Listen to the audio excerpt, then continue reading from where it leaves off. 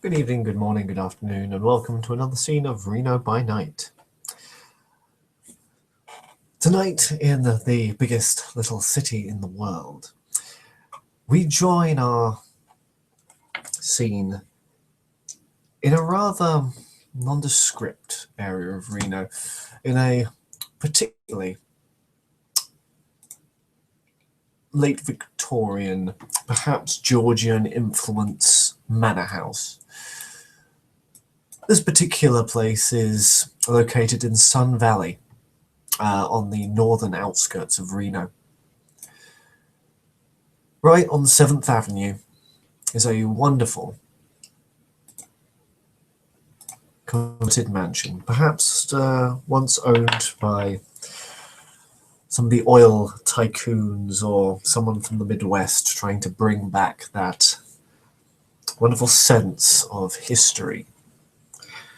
As such, the place is a little oasis of time in the midst of the future, surrounded by the gaudy lights and condos and 7-Elevens that permeate Reno, even this far out from the city proper.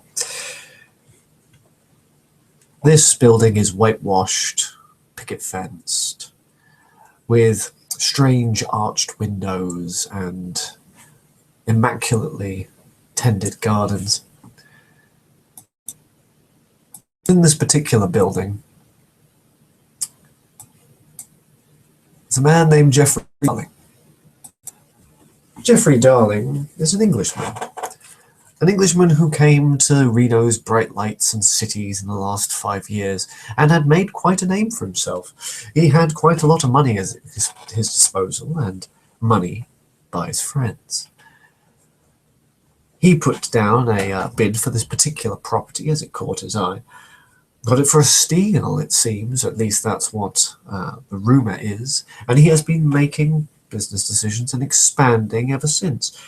He seems to be a man that everyone knows, at least as an acquaintance, as he is an organizer, one of those people who heads into the blight and the glitz and deals with the little niggles, the little tiny details that make any event or any social calendar worthwhile. After making a name for himself, he's converted this particular building in that of an employment agency, one that tackles training of servants, waiters, barmen, croupiers, butlers, even cleaners, all head towards his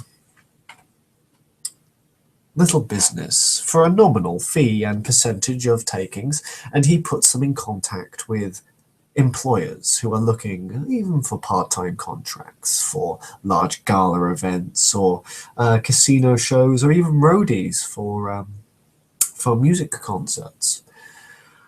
As such, he has a wide range of employees at this particular manor, people who owe him quite a lot, and they are willing to do a few things on the side. It means nothing for a cleaner to simply state what party a particular employer is going to, or gossip over the water cooler while they're preparing for their next lecture on the proper ways of silver service training, of exactly what went wrong in the kitchen when the mayor went to visit. All this information trickles and streams like 1,000 little droplets, like rain collecting in a cistern, and they all filter down to Jeffrey Darling. Jeffrey, for all intents and purposes, enjoyed Reno. It was his first taste of freedom in over, well, probably around 100 years. 150 if you count his time with the previous master. No, he was enjoying himself greatly. He was given a long leash, no longer beholden to his master, and able to pursue his own talents. And his talents rely in people. Strange, I know, but people are the greatest resource Jeffrey has ever come across. Even in his mortal life, he was a military man, and it was his job to hammer some of the cruder pieces of clay into something workable, and the British Empire prospered due to his diligence. And that same attitude, although with a more modern setting, seems to be working now. His profit margins are going up. He knows exactly who to bribe and who to speak to. He has wide range of people in every avenue of society within Rena. But all good things must come to an end. And that he felt sad, because he knew it would happen. Eventually, he could not go like this forever. The master was too tenacious, too driven to be put into the ground for more than a mere speckle of years. But Geoffrey had hoped. He rather enjoyed visiting the mistress every month and watching her croon over the comatose and invalid form of his former master. It gave him a sense of satisfaction. But alas, while he looks over his records and profit margins and speaks to his accountant, a dread feeling creeps over the back of his spine. His hair, he feels, is turning white. He can feel it itch, for he knows his master is returning and is going to see his progress and probably make a lot of demands. That is the way with the venture, of course. They make demands, especially of their servants. He had served them for so long, and loyally as well. And what did he get for it? Nothing. No thanks, no appreciation. He just became like furniture, expected to do these things, and curse and blast the blood, for he would do them unquestioningly. It had been bred into him and conditioned into him so often that he even the thought of saying no made his hands shake and him sweat. He pulls out a cloth and wipes his balding head, grinds his teeth.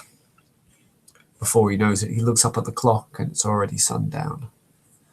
He puts a new pot of coffee on, puts 4 sugars into the cup, and awaits the return of his master.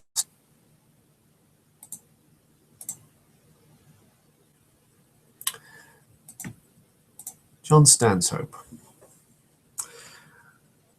is driven towards this manor on the northern part of the city, quite far away from Calliope's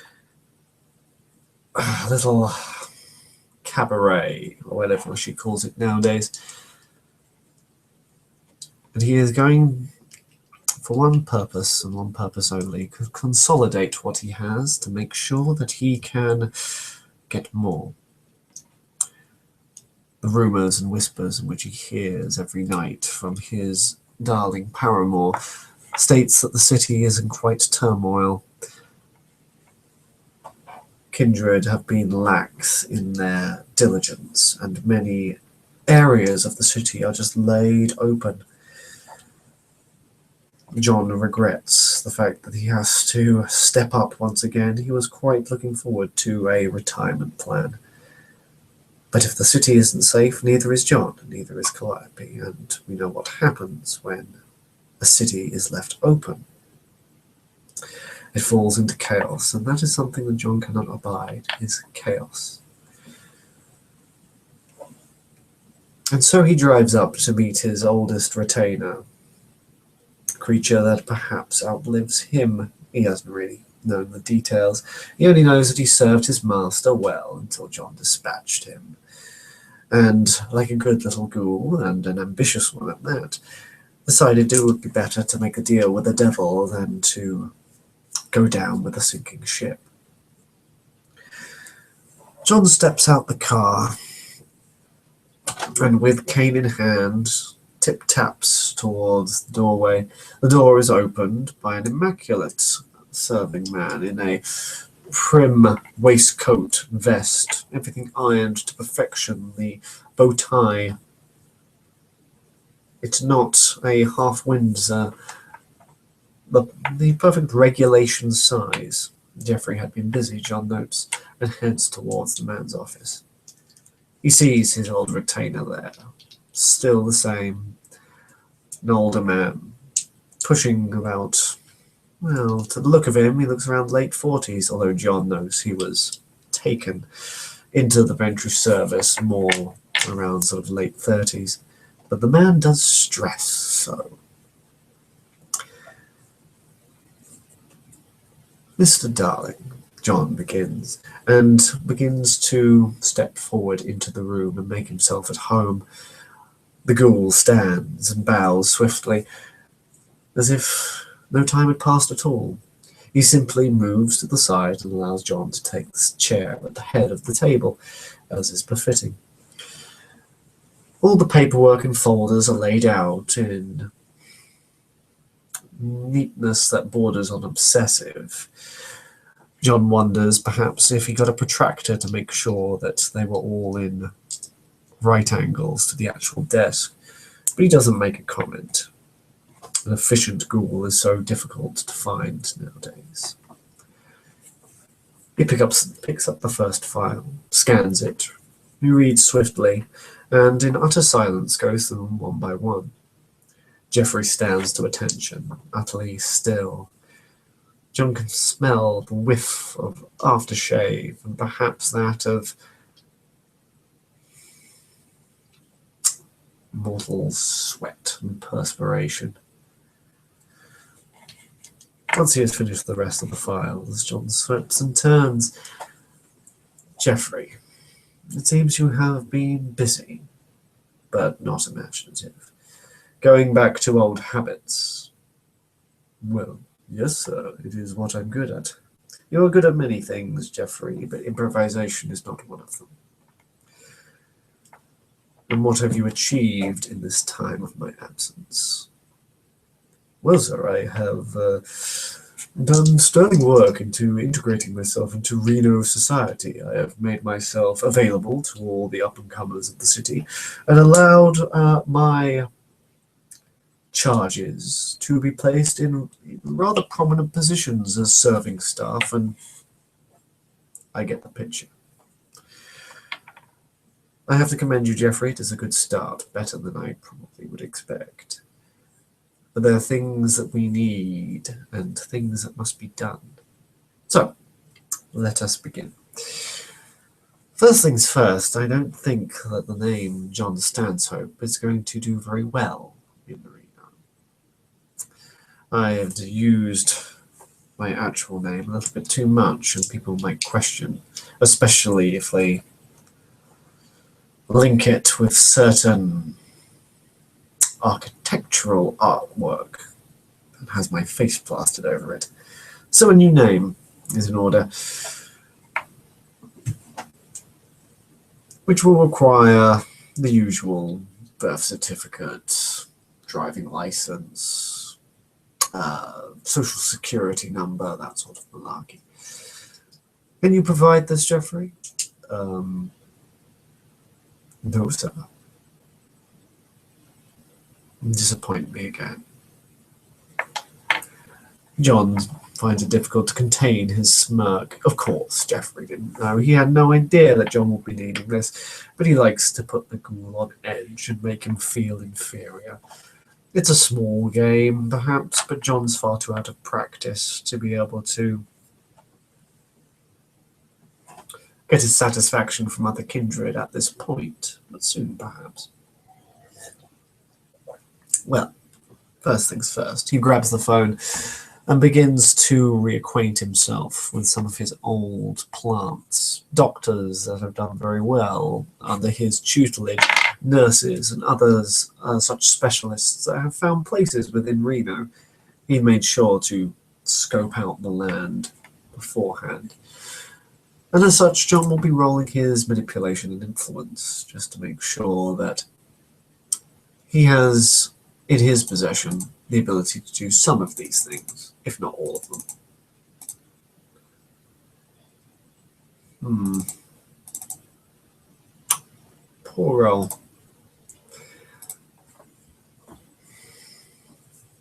he does open up his influence. He certainly makes sure that they are in places, but the landscape has changed in the last 5 years. People have either been promoted and no longer need him for his services, or they have simply moved on, had children, died, the usual mortal forgottens. It's amazing how so much can change in such a short period of time. In any event, it will take far too long to deal with his own resources to be able to get what he wants, so new resources have to be built. Jeffrey, we're going to embark on a new initiative. Blood has always seen us through, but unfortunately that will take too long, and we need to make sure that we can be a positive influence on our community straight away. So, what we're going to do is, since we already have our little hooks in medical, and from your own particular work you have at least made a name for yourself and can gather certain choice pieces of information from various spheres and know the high society of Reno, at least by name, if not by face, we are going to deal with this city's bureaucracy. You see, Jeffrey, this is something I always missed when I was running my own city, is that it doesn't matter what you control if the paperwork isn't signed. He who controls the paperwork controls the city, and so I will control the paperwork. But I'll be needing your help. What in this blasted city, this blasted country, this absolute devoid, bastardized version of Europe is best to tackle? Well, sir, in my experience, when it comes to dealing with the bureaucracy in the city, whether it's city, you'll be looking at town hall is where they all end up. But those who write up the reports and sign it and stamp the various pieces of paper are minor clerks of bureaus, of civil servants, of work experience people, receptionists. They are the ones that actually do all the work and make sure that the files are printed correctly. My advice for you, sir, Jeffrey, just for clarity's sake, we'll roll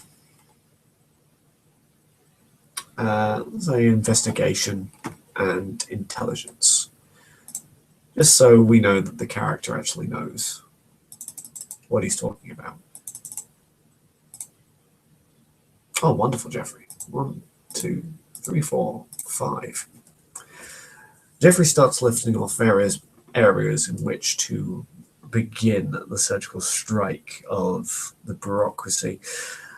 The ones that John notes are the DMV, the place that deals with driving licenses, as well as the varying bureaus within the city linked to Town Hall that deal with consensus, with the voting registrar, for instance, the housing department, and I suppose the English equivalent will be the sort of council maintenance people, the people who maintain the roads, the sewers, the electric, the water, the people who actually go out there and do the work.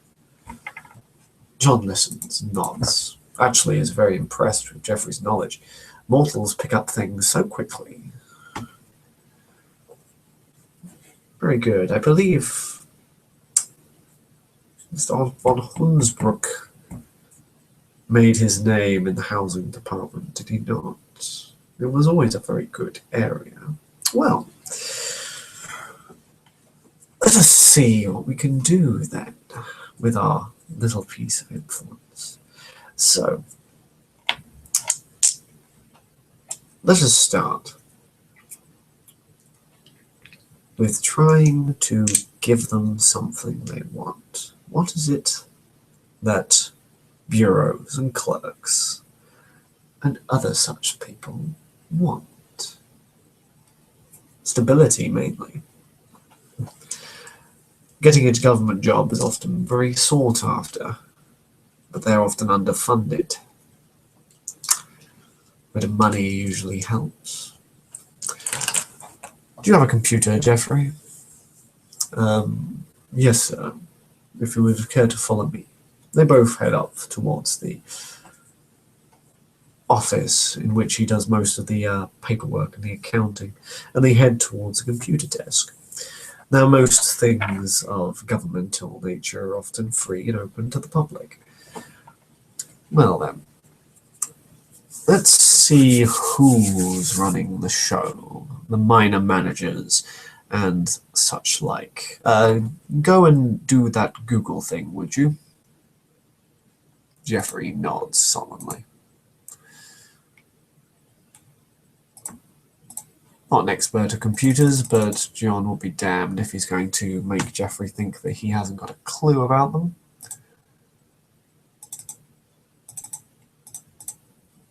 He goes on to the main sort of Reno site, and it does list some of the individuals, but not like to a not to the level of detail in which John wants. It simply goes for the general sort of election campaigns and who's going up for housing and who's front running. Mainly the people, the face to the politics rather than the people who actually do the work.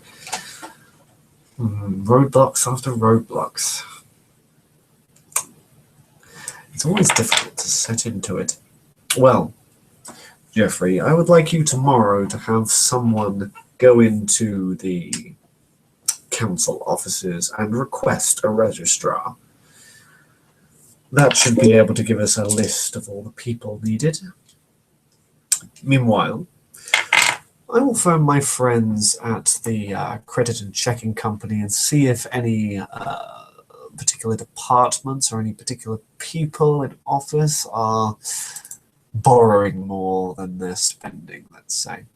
And for this, John will roll his financial influence and his manipulation. Oh, yes.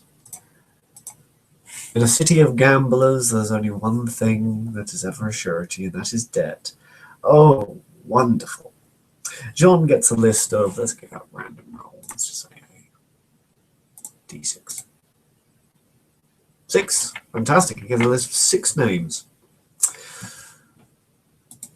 of people who work within at least the government sector, like the actual individual offices is unclear, but certainly someone he can put pressure on or be generous with to be able to open that book for him.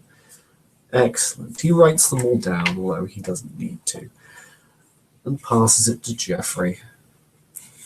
If he would be so kind as to search some of these people, Jeffrey, in the next couple of days. Make sure that we know all about their situation. And if you'd be so kind as to see what you can do about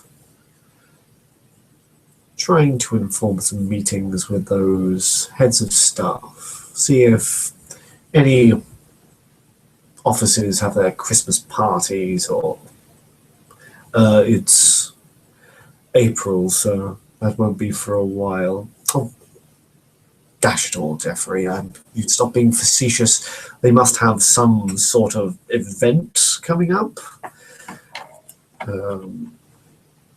A company get-together. Hell, a company bloody picnic. I don't know. I just want them all into one room where we can see who's pulling the strings. I don't care how you do it, just do it. Will that be all, sir? For the moment, Jeffrey, if you come up with any particular bright ideas, then do please tell me. Otherwise, just do as I say. And with that, John Stanhope marches out without even a second glance towards his retainer.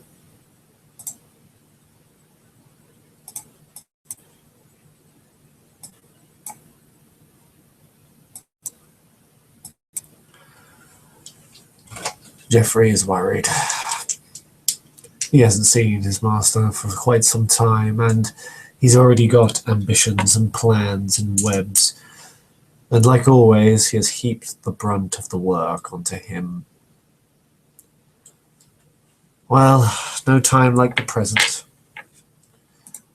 Jeffrey picks up the phone and begins his own search. First, he'll roll his manipulation and contacts in... I forgot what I'm giving him.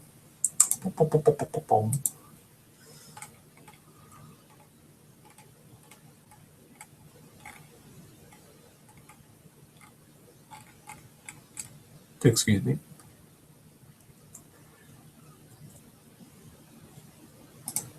His contacts in the political side of things to see if he can draw up a list of candidates in minor roles who are both perhaps ambitious or at least probable. So his master can get hold of the bureaus and the admin clerks, and perhaps even, if we roll high enough, get an idea of the companies that are contracted out by the government. Not bad. Could be better. 3 successes. He gets the information, or at least the start. It will take many days before he can actually get a full dossier, something that will please his master in any case. The man was a sucker for details, and he hated to go into any situation unprepared. So Jeffrey takes another swig of his coffee, wipes the tiredness from his eyes. Ugh. One day, he says absently to the room in general, one day, I will be free of this life. End scene.